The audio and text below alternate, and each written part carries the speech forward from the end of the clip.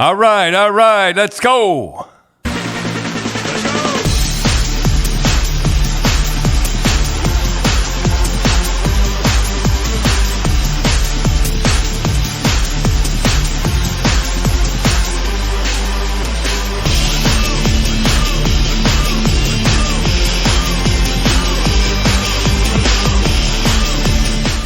All right. Hey, Tim, what do you got to talk about today? Well, before we get going with some hockey stuff, Dad, football started. Cindy, I know you're a big football fan, right? Oh, yeah, right. I am. And so Thursday night was the Chiefs were playing the Detroit Lions. Yes, and I saw them. And all they talked about was Patrick Mahomes. Oh, He is good. He is great, but I mean, it was to the point where it was ridiculous. Now, and of course, Detroit upset them and won the game. Do you think that coach used that? And looking at that coach, I would say yes. It seemed as if he had more on his mind than he usually does. Usually a coach does. It looked like Detroit was a little bit. They were playing with a little bit of an edge. Yeah, they had an edge to them. And I remember one time we were first place club. I happened to look at the cover of the I think it was Goal back in the day in the 70s, Goal magazine. Remember that, Cindy? Oh, yeah. It was beautiful color. Yeah, like it was an unbelievable magazine. Shiny. And it was twice a month it came out. Yeah, and twice a month. It was like the Bible, right? Of hockey. Yeah. And you had it. And I had it, and I said, isn't it funny? We're first place club, and we don't have one first best shot, best stick handler, best hitter. We don't have one in the top 10. And I remember. Now, do you think the players? There's no doubt that the players. You had to watch it on our club. You couldn't go too far with that stuff. I remember that got them going, and Sports Chicago, it had to be before Chicago. I did it with the reporters too after the game. Yeah, I remember they did an article on that. But yeah, like it's funny how people don't think that that stuff doesn't bother the players, but that Detroit club had an edge to them that usually you don't find in the National Football League. Okay, Dad, from Facebook, Dave asks, who will score more goals this season, McDavid or Matthews? Well, McDavid, he's on another planet as far as I'm concerned. When I watch him play, I think of Bobby Orr and the whole deal. But there's no doubt about it that McDavid will score more goals. I think anyhow. Right. Well, that's the odds. If you go to spreads.ca, McDavid, he's favored to score more goals more than Matthews. But the thing I don't understand though, Dad, we were talking about this.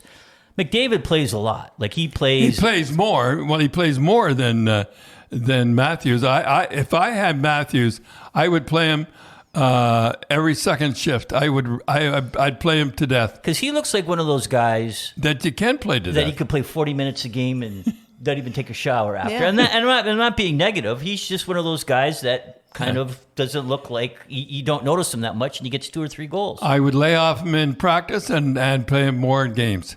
So do you think that's kind of tough though for a coach, to do that? You have to have a good general manager to do stuff like that. And I had a good general manager in Harry Sinnen.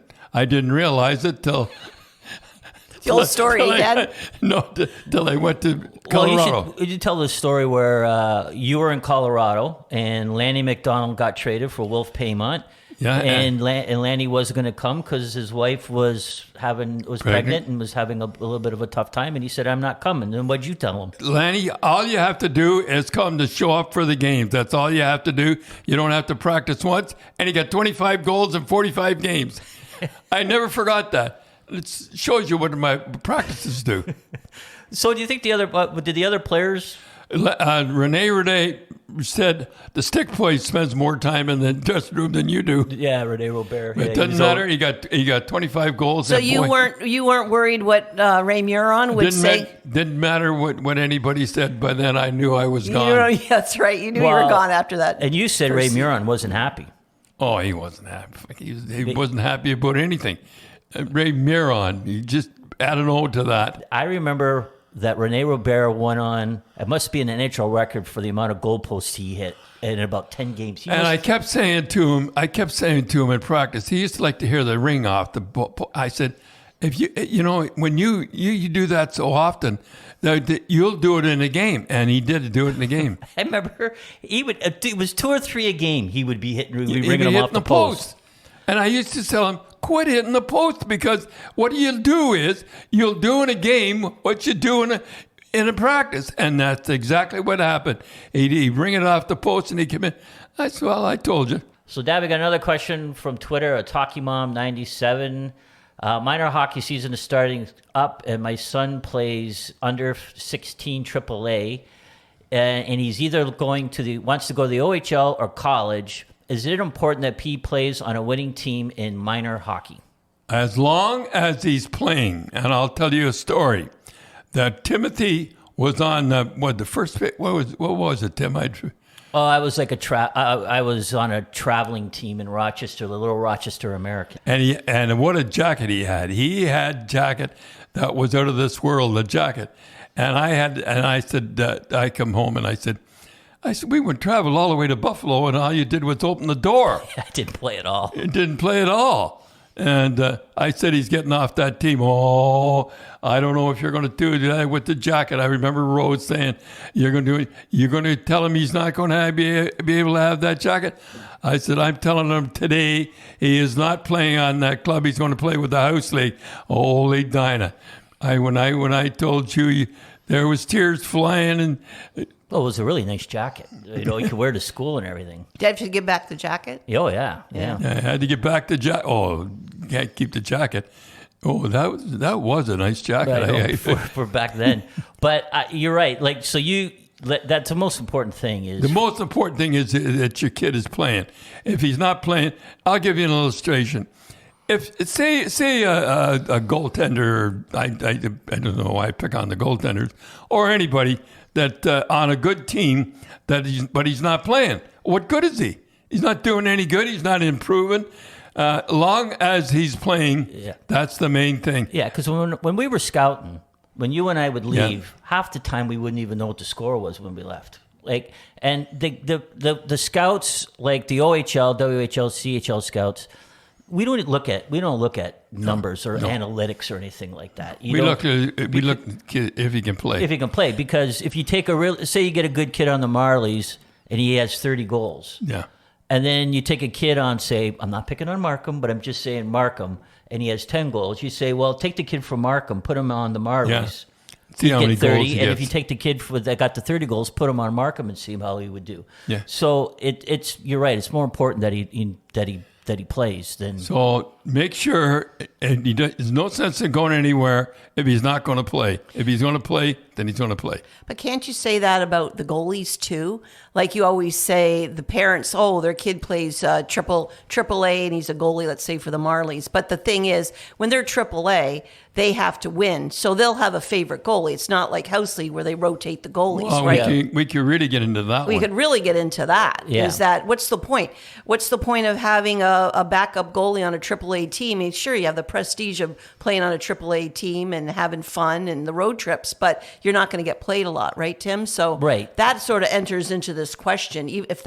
Especially if that mother is a mother of a goalie. By the way, Cindy, you got into a little conflab there with women's hockey. What do you say to that? I believe everything I said. It doesn't matter what people think or anything. I believe in everything they said, and I can take it even more. I can take it further, and that I can extrapolate, as my favorite word is. I don't even believe extrapolate. I don't even believe that girls should play on boys' teams to help girls hockey and development and everything. So, yeah, I agree with that. I mean, you're watering down the girls' leagues, for minor hockey when these egotistical parents want to have their girl, who's better, who's really good, play on a boys' team. So you're not helping women's hockey, but it's the parents. And don't tell me a little girl would like to play with other girls on, with her friends rather than the boys. So I mean, I could probably get flack for that too. Well, but it's the truth. Yeah, I agree with that. If the reality is Hockey Canada, we can get into that sometime. Oh boy! If they really wanted to help women's girls hockey, they would make a rule that the girls have to stay with the girls, because if the best girls leave, the other girls they're not playing against the talent, right? And you're right, Cindy. I think a majority of the time it's just Oh, yeah. And can you imagine, though, them making that rule that girls can't play on a boys team? You can't I mean, they nowadays. will be crucified with the libers and everything. And that's just not right.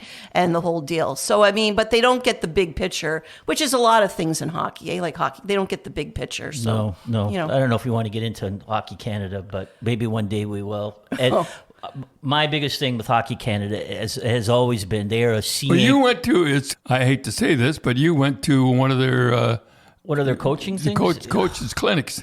I said, you know what? I said, I was at a coaching clinic with Hockey Canada. This was years ago. And when I left, I said, I think that guy was a Russian mole trying to disintegrate Canadian hockey from the inside. It was ridiculous. I mean, it was just awful. I mean, it was just. Can I tell you my little story about I was at the WHL years ago hockey banquet at the end of the season, and I was sitting at a table, and all these top rate coaches that dealt with the minor hockey it was. So they were all talking hockey. I was just sort of sitting there. I was the only woman at the table.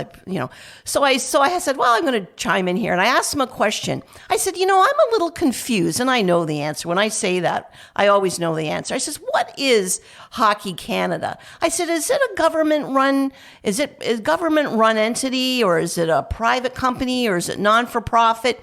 And that got the conversation started, Timothy. And none of them could answer the question. And I said, so what benefit do you get from Hockey Canada? And the only thing they could come up with is that they were given hockey drills. Yeah, and so I said, how to skate. Yeah. Out of all this, Pass the puck. that's all you get, and you still don't know what they are. Moves faster Yeah. than you. Yeah, I know. It was fun. It's all, and that is the thing, is that when you ask somebody, what is Hockey Canada? Nobody can give you an answer. Look it up. See what it is.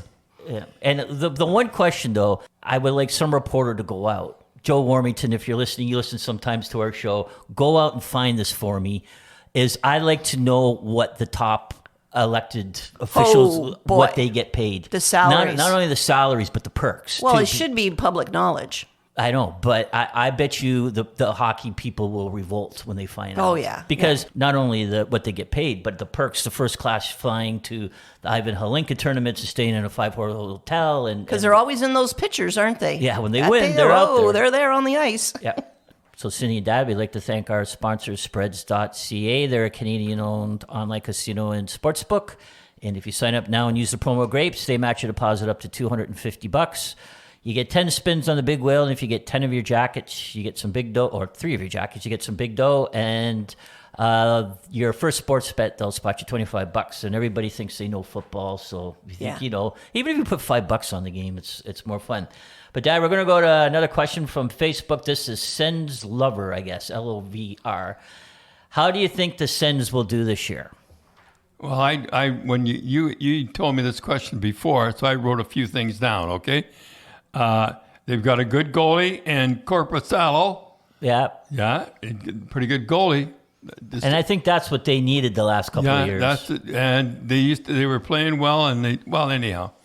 They have a good defense in Shabbat, Sanderson. By the way, this Sanderson's come out of nowhere. Yeah. I don't know this kid. 8 years, $64 million they signed up for. And he played him more in Shabbat. Yeah, and he had 32 points last year. But imagine being like your second year rookie and you sign an $8 million a year contract. But good for him. I hope so. Well, I hope so. Chikrin, and remember when we first saw Chikrin? Yeah. Oh, his dad. We were in... he was bigger than his dad. Yeah, we were at... I remember we were at the rink. We were at the Mississauga Hershey Center, the community rinks, right? Not the big way. Those are cold. I didn't know. They've got to be the coldest rinks. I think it's a tin. They must have tin roofs or something. It is cold. It was just freezing. And he came over with his dad. Yeah. And he just come from Arizona, I think. Yeah, I think so. And he says, my son's going to play they were playing on the Junior Canadians, and he's going to make the NHL. He was a big kid back then. Boy, he was big. Yeah. He was bigger than his dad. Yeah, and then you go, oh yeah. Then you saw him. You go, your kid probably is going to make the National Hockey League. So, but that was funny seeing him. He's would have been 14 then, I think. Yeah, he's tall then. They have a good coach, and J.D. Smith. Remember, I said J.D. Smith is going to coach the National Hockey League, and they have and I like the new owner. This new owner, how do you say, Michael Andujar? Yep. He's a goalie too, by the way. Yep. I bet you he's the only owner in the National Hockey League that plays beer league hockey. You would have bet. Well, I'll tell you one thing: he likes to win, and he won with the Bulldogs in Hamilton, and the American League, and in the OHL. Yeah. He's not gonna take to sitting down. No, he's not going to sit there. He'll be more involved than anybody. They're in a tough division, Tim. Yeah. Leafs, Lightning, Bruins, and Panthers. Boy, that's a tough division. A tough division. If they do make the playoffs and they do really do well, what I'm going to think of is the old owner, Eugene Melnick. Because he did so much for that. And if they start to win and they win, like let's say they go and win the Stanley Cup, I'm going to feel a little sad. Remember they did an interview? We talked about that interview? In the interview, and he says, well, look, if the people aren't going to come out, why do I want to keep them here? Right. And that's what soured. That's what soured the people, but... How could you argue? If you're not going to come out and watch the game... I mean, what, is he supposed to do them all a favor and, well, they were all mad at him. Yeah. Like we talked a little bit that if the Ottawa fans aren't coming out and that team's winning... I said they were going to go to Hamilton, but I was... Yeah, what do you say, Tim? Well, I said they were going to go to Hamilton, but we were talking to some people that said that's not going to happen. So they might go to Quebec. You never know. He'd move them because he won't put up with putting a winning team on the ice and the fans not showing up. Yeah, he'll be more involved with the club than anybody. Okay, Dad, from Facebook, Miles Shields, he says, hi, I just wanted to ask Don if he knew Eddie Shack, and did he play with him when he was in Springfield for a couple games in 59 and 60? I remember he was in Springfield. He wasn't there too long, though, was he? I mean, I think 10 games or something. Yeah. I think he sent him there the punishment. Spurting him up. So he was with... But he didn't follow what Shore said because he knew he was going back up again. But I was with him when he was in Rochester, too. I remember, I forget which team he was on. He got an awful cut. All big, right from the top of his nose right down. Like, what was he like? Well, I never had much to do with him. He wasn't one my close friend, as I say. I guess not. But I remember he got an awful cut. He got an awful cut. He was tough to play against, you said, though. Oh, you go in the corner with him, like even in practice, if you go in the corner with him, you get it sticks and elbows and knees and everything. He played like Gordon Labossiere. I go in the corner with him. I'd always end up in a fight. And John Ferguson, you'd catch something. You'd catch an elbow, or you'd catch a stick, or you'd catch something. Well, there's that video of Ferguson and Shaq. It was a big fight. I mean, they used to go at it all the time, Shaq and John Ferguson. I didn't know that. I was in the American Hockey League. Well, there's a video. If you go on and go do Google, YouTube, Eddie Shack and John Ferguson in the corner, and boy, John Ferguson looked like he was looking for him. And boy, John Ferguson was looking for anybody. He was a tough guy, John Ferguson, boy. Nobody fooled with John Ferguson. Though, Dad, I don't remember Eddie Shack playing too much. It was always clear the track, here comes Shaq and all that. Yeah. But I remember him with the Pop Shop. Remember that commercial? Yeah, but I remember it. He had a good one there, but I remember he had a good one with the kick in the bag. Hefty bag. Yeah, hefty bag. Yeah, I remember he had a donut place in Streetsville, right up the street here. Yeah, he did, and he had everything going for him. He really was kind of an entertainer, though. That's what they called him. And he said, you used to kid him all the time. He couldn't spell. He says, there's one thing I know how to spell, Money.